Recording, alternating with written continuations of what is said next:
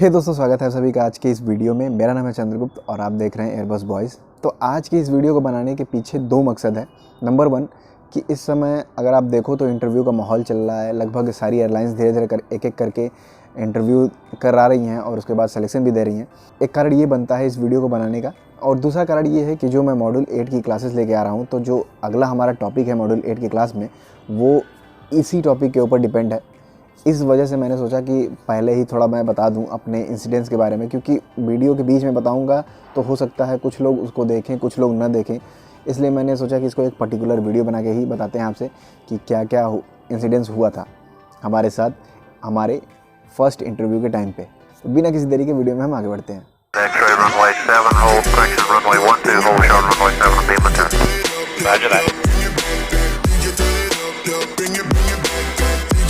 तो दोस्तों, interview word सुनते ही हम थोड़ा पैनिक हो जाते हैं, हमें घबराहट होने लगती है कि कहाँ से क्वेश्चन आएगा, कौन से टॉपिक से ज़्यादा क्वेश्चन पूछा जाएगा, हाँ मेरा इंप्रेशन क्या होगा, पता नहीं अगर मैं जवाब नहीं दे पाया तो वो क्या समझेंगे। ऐसे करके बहुत सारे क्वेश्चंस आने लगते हैं और ये लाजमी है बिल्कुल। ऐसा नहीं है कि सिर्फ आप ही के साथ होता है, ऐसा हमारे साथ भी होता है। भले ही आप कितना बुक पढ़ लें, लेकिन लास्ट टाइम तक आपको ये पैनिक आपको होता रहेगा, ये घबराहट आपको होती रहेगी कि हो सकता है जो पढ़े हैं उससे क्वेश्चन न पूछ के कोई और क्वेश्चन पूछ ले। ठीक है, तो ये बिल्कुल बनता है, ये जो डर है वो बनेगा। बस यहाँ पे इसको ओवरकम करने के लिए आपके पास क्या होना चाहिए, कॉन्फिडेंस होना चाहिए कि हाँ ठीक है, मैंने जहाँ से पढ़ा है अगर वो क्वेश्चन मेरे से पूछा तो मैं उसका 100% जवाब दूंगा। ऐसा नहीं है पता चला कि जो आपने पढ़ा है उसमें से भी क्वेश्चन पूछा गया और घबराहट के मारे आप उसमें भी जवाब नहीं दे पाए। आपको ये याद रखना है कि जो भी आपने तैयारी की है अगर उससे क्वेश्चन पूछा गया तो आप 100% अपना दोगे। ठीक, अब ज़्यादा ओवर कॉन्फिडेंस भी नहीं होना है, ज़्यादा कॉन्फिडेंस भी नहीं बढ़ा लेना है। पता चला कि क्वेश्चन पूछा कुछ और, आप कहीं और से बताने लगे दिखाने के लिए कि हाँ मुझे सब कुछ मालूम है।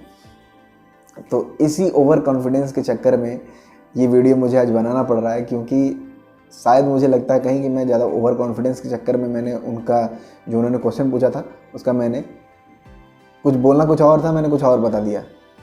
तो वो कैसे बताया मैं आगे आपको वीडियो में बताऊंगा। उसके पहले कुछ मेजर पॉइंट्स हैं जिनको आपको याद रखना है किसी भी इंटरव्यू में बैठने से पहले। नंबर 1 कि अपने CV को आप ढंग से अपडेट करो, किसी दूसरे के साथ छापो नहीं, ठीक है, वरना बहुत लंबे फंस जाओगे आप। अब ऐसा मैं क्यों बोल रहा हूँ, तो सबसे पहले मैं आपको बताता हूँ कि मैंने गलती क्या की थी। तो मैंने क्या किया था कि स्ट्रेंथ जो होता है ना, अपना स्ट्रेंथ, मैंने स्ट्रेंथ में किसी और से छाप के कि हाँ ये पॉइंट जो है अच्छा लग रहा है, इसको ऐसा करता हूँ, नोट कर देता हूँ। और लगभग मैंने 6 महीने पहले CV जो है वो बनाई थी और उसमें मैंने 7 पॉइंट ऐड किए थे स्ट्रेंथ में। मैं good in communication, good in leadership, ऐसे कर करके लगभग 7 स्ट्रेंथ मैंने गिन के 7 स्ट्रेंथ लिखी थी। अब मैं ये क्यों बोल रहा हूँ कि ठीक है ये लिखना ज़रूरी है, क्योंकि हो सकता है वो कुछ इंटरव्यूअर जो होंगे वो देखेंगे कि हाँ भाई इसके पास इतना स्ट्रेंथ है, इसके पास ये क्वालिटी है, ये एबिलिटी है, तो इसको ले लिया जाए। ठीक है, ये भी हो सकता है। अगर आपका लक सही नहीं है तो हो सकता है वो ये पूछ लें कि चलो बताओ जो तुमने स्ट्रेंथ लिखा है उसी को बताओ क्या क्या तुम्हारे स्ट्रेंथ है, और आपने किसी और से छापा होगा तो आपको वहाँ पे बिल्कुल याद नहीं रहेगा, क्योंकि एक तो प्रेशर रहेगा, आपको समझ में नहीं आता रहेगा, आप थोड़े पैनिक रहोगे। जब तक माहौल बनेगा तब तक आप पूरा लीपापोती कर दोगे। ठीक है, तो ये चीज़ आपके साथ नहीं होना चाहिए, इसलिए मैं बता रहा हूँ कि ये चीज़ छापना नहीं है। मैं इसलिए बोल रहा हूँ इसको क्योंकि जब मैं इंटरव्यू देने के लिए गया था तो उन्होंने CV लिया और डायरेक्ट यही पूछा कि ये बताओ कि तुमने एक्सपीरियंस किस पे लिया है। और वो ऐसा नहीं कि रैंडम वो बोल रहे हैं, वो मैं जो लाइन बोल रहा था वो एक एक करके मैच कर रहे थे वो। ठीक है, तो इतना तो मुझे मालूम था कि मैंने एक्सपीरियंस किस पे लिया है, ये तो मैं लिखा था। मेरा लक वहाँ पे ये अच्छा था कि उन्होंने स्ट्रेंथ के बारे में नहीं पूछा था। अगर वो स्ट्रेंथ के बारे में पूछते हैं तो मैं जितना लिखा था ना उनमें से शायद ही 2-3 पॉइंट बता पाता। तो ये चीज़ आप ध्यान रखना, जो भी चीज़ आप लिख रहे हो CV में वो आपको पता होना चाहिए। और कोई ज़रूरत नहीं है यार, अगर तीन ही आपने वर्क परफॉर्म किया है अपने एक्सपीरियंस के टाइम पे, आपने जहाँ OJT किया होगा 3 ही टॉपिक अगर आपने क्लियर किया वहाँ पे, तो सिर्फ 3 टॉपिक लिखो। कोई ज़रूरत नहीं है दूसरा 7 टॉपिक लिखा तो आप भी 7 टॉपिक लिखो, उनको इससे मैटर नहीं करता। अब आप ही सोचो कि व्हील एंड ब्रेक का MRO है, उसमें IDG का क्या काम है? कोई काम है? अगर मैं सीवी में लिखता हूँ कि मैंने आईडीजी सर्विसिंग किया है, रिमूवल किया है, तो इसका कोई मकसद है वहाँ पे लिखने का? लेकिन फिर भी उन्होंने पूछा था हमसे और त्रिसात से, इनफैक्ट कि हम और त्रिसात दोनों एक ही साथ इंटरव्यू दिए थे, इसलिए उन्होंने ये क्वेश्चन पूछा था कि आईडीजी के बारे में बताओ। ठीक है, तो उन्होंने ये क्वेश्चन हमसे पूछा था जहाँ की कोई मतलब नहीं आईडीजी का, उनके एमआरओ में व्हील और ब्रेक के अलावा कुछ नहीं बनता, वहाँ पे उन्होंने पूछा था कि आईडीजी क्या होता है। तो मेक श्योर करना कि जो आपने लिखा है उसके बारे में आपको पता होना चाहिए, तब आप लिखो, नहीं तो कोई ज़रूरत नहीं है। 3 ही एक्टिविटी लिखो, 2 ही एक्टिविटी लिखो, 1 लिखो, लेकिन वो कंफर्म होना चाहिए। ठीक है, तो ये पॉइंट्स आपको याद रखने हैं। कोई ज़रूरत नहीं है बहुत ज़्यादा दिखाने का कि हाँ हमने बहुत काम किया है, ये कर दिया वो कर दिया है।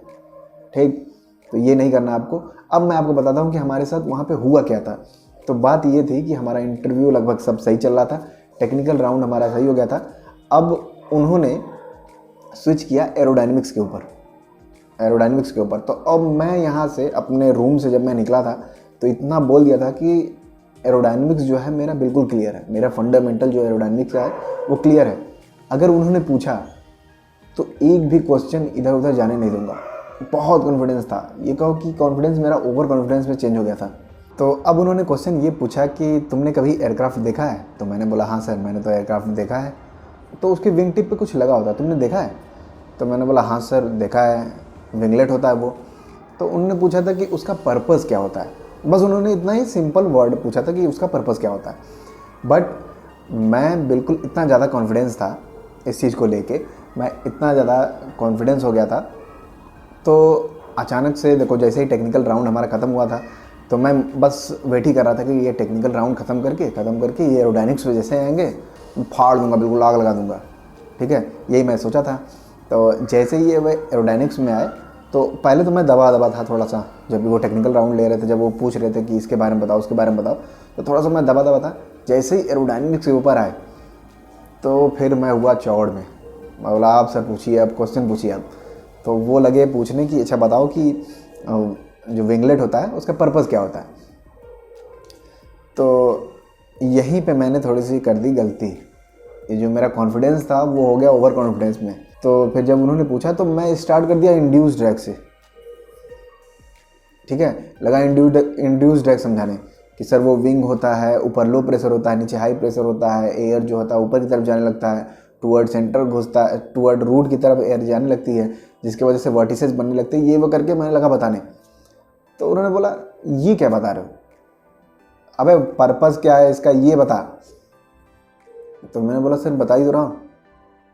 तो सर विंगलेट जो होता है वो इंड्यूस ड्रैग को, मतलब जो एयर जो नीचे से ऊपर जा रही थी इसको रोकने के लिए विंगलेट को लगाते हैं। तो मैंने बोला बस यही है, यही आंसर तुम्हारा फाइनल। तो मैंने बोला सर जिसके वजह से वर्टिसेस नहीं बनेंगे, ऐसे मैं अब लगा घुमाने फिराने, क्योंकि जब उन्होंने बोला कि बस तुम्हारा यही आंसर है और मैंने इतना ही तक मुझे मालूम था कि हाँ यही होता है। ठीक है, उसके बाद थोड़ा बहुत वेट करने के बाद, थोड़ा सा मतलब 1-2 सेकंड वेट करने के बाद, मेमोराइज करने के बाद मुझे याद आया कि हाँ अगर वर्टिसेस हो रहा है वहाँ पे तो हमारा जो एलिरॉन है उसकी इफेक्टिवनेस कम हो जाएगी। तो मैंने बोला सर एलिरॉन की इफेक्टिवनेस कम हो जाएगी तो रोल करने में प्रॉब्लम आने लगेगा। तो उन्होंने बोला बस और कुछ। मैं जब चुप हो गया कि नहीं अब तो मुझे फाइनल है कि अब ज़्यादा नहीं बोलूँगा कुछ, क्योंकि अगर और भी बोलते जाऊँगा तो हो सकता है कि उनको अब बुरा लगने लगे। क्योंकि क्या होता है कि जब आपको आंसर नहीं पता होता तो आप उस समय सीधे बोल दो कि सर मुझे इसके बारे में आंसर नहीं मालूम। क्योंकि एक वाक्य और हो चुका था उसके पहले, हुआ ये था कि उन्होंने पूछा था कि जो हमारा जो नाइट्रोजन जो हम चार्ज करते हैं अपने व्हील में, ठीक है, एयरक्राफ्ट के व्हील में जो हम नाइट्रोजन चार्ज करते हैं उसमें नाइट्रोजन की प्योरिटी लेवल कितनी होती है। तो देखो इसका आंसर मुझे नहीं मालूम था। ये चीज़ आप भी याद रखना, जो आपको आंसर नहीं आता है आप सीधे मना कर दो कि सर मुझे नहीं पता, सॉरी सर मैं इसका आंसर नहीं दे पा रहा हूँ, मुझे नहीं पता इसके बारे में। ठीक, लेकिन मैंने क्या किया था कि मैंने बोल दिया था कि हाँ सर 70% नाइट्रोजन होता है, 30% अदर गैसेस होती हैं। तो उनका रिप्लाई जानते हो क्या था? उन्होंने कहा था अबे अगर तुम 70% यूज करोगे टायर में नाइट्रोजन तो एयर इंडिया लात मार के तेरे को बाहर निकाल देगा। एकदम बिल्कुल यही लाइन उन्होंने बोला था। थोड़े से मजाकिया हैं, तो ये गलत हो चुका था। तो फिर मैंने इस वाले आंसर में मैंने बोल दिया कि सॉरी सर मुझे इसका आंसर नहीं पता है। तो फिर उन्होंने खुद ही समझाया कि देखो इंड्यूस ड्रैग तो होगा, तुमने सही बताया। तो होगा ये कि तुम्हारा जैसे एयर मूव करेगी, ऊपर की तरफ जाने लगेगी, तो धीरे धीरे वो क्या करेगी, टूवर्ड रूट की तरफ जाने लगेगा। ठीक है, टूवर्ड रूट की तरफ जाएगा तो विंग का जो अभी लेमिनर फ्लो उसके आगे से आ रहा था वो धीरे धीरे क्या होगा, टर्बुलेंट हो जाएगा, जिसकी वजह से ड्रैग ज़्यादा होगा। और ड्रैग ज़्यादा होगा तो हमारे एयरक्राफ्ट का वेलोसिटी कम हो जाएगा, और वेलोसिटी कम होगा तो हमको क्या करना होगा, तो थ्रस्ट लेवल हमें फॉरवर्ड करना पड़ेगा। इट मीन्स कि हमें अपने इंजन की स्पीड बढ़ानी पड़ेगी, और इंजन की स्पीड बढ़ाओगे तो हमें फ्यूल ज़्यादा कंजप्शन करना पड़ेगा। तो टोटल ये निकलता है यहाँ से कि फ्यूल तुम्हारा कंजप्शन ज़्यादा होगा और तुम्हारे एलेरॉन की एफिशिएंसी कम होगी। तो ये हुआ इसका आंसर। तो यही हमारा लास्ट भी क्वेश्चन था। जब ये इतना आंसर उन्होंने दे दिया तो उसके बाद उन्होंने बोला कि हाँ, इंटरव्यू जो था तुम लोग का अच्छा था, अच्छे से तुम लोगों ने एक्सप्लेन किया। फिर बाद में मुझे वो एक कॉम्प्लीमेंट दिया जब मैं जाने लगा रूम से बाहर। तो उन्होंने बोला था कि जब भी तुमसे तुम्हारा नाम पूछा जाए तो अपना नाम बताया करो, पूरे घर वालों का नाम मत बताया करो। तो मुझे लगा था कि नहीं, मैंने जो इंड्यूस ड्रैग से जो कहानी चालू की थी कि इंड्यूस ड्रैग क्या होता है, नीचे से ऊपर जाती है एयर, इसके बारे में जब मैं लगा था बताने, तभी वो थोड़ा सा उनको वहाँ पे अच्छा नहीं लगा था कि ये क्या बोल रहा है। ठीक है, तो बस ये एक छोटी सी स्टोरी थी जो आपको बतानी थी कि कभी भी आप ऐसा मत करना, ओवर कॉन्फिडेंस नहीं होना है। बस आपको इतना रखना है कि आपको जितना मालूम है उससे उसका आंसर देना है, तो बिल्कुल पॉइंट टू पॉइंट जवाब देना है। पूरा स्टार्टिंग नहीं चालू करना है कि कहाँ से स्टार्ट हुआ था। आपसे कोई A320 के बारे में पूछे तो आप A320 के बारे में बताओ, ना कि मॉडर्न टाइम में बताओ कि मॉडर्न टाइम में डॉग कॉकपिट होता था, अब ये हो गया वो हो गया, ऐसा करके ये सब नहीं करना है। आपको पॉइंट टू पॉइंट बताना है, क्योंकि आपके पास टाइम बहुत कम होता है खुद को एक्सप्लेन करने के लिए। तो बस आज की वीडियो में बस इतना ही। आई होप आपको ये वीडियो पसंद आया होगा, कुछ आपको जानने को मिला होगा। तो अगर आपको वीडियो पसंद है तो वीडियो को लाइक करिएगा। और अगर आपको ड्रैग में कोई भी डिफ़िकल्टी आती है, कोई भी, अगर आपको ड्रैग पता करना है कितने तरह का ड्रैग होता है, क्या होता है, फॉर्म ड्रैग किसको बोलते हैं, किसको क्या कहते हैं, तो आने वाली वीडियो में मैं ड्रैग के ऊपर काम कर रहा हूँ, तो आप उस वीडियो को जरूर देखिएगा अगर आपका कोई भी डाउट होता है तो। ठीक है, बाकी मिलते हैं किसी नेक्स्ट वीडियो में किसी नेक्स्ट टॉपिक के साथ। तब तक खुद का ख्याल रखिए। जय हिंद।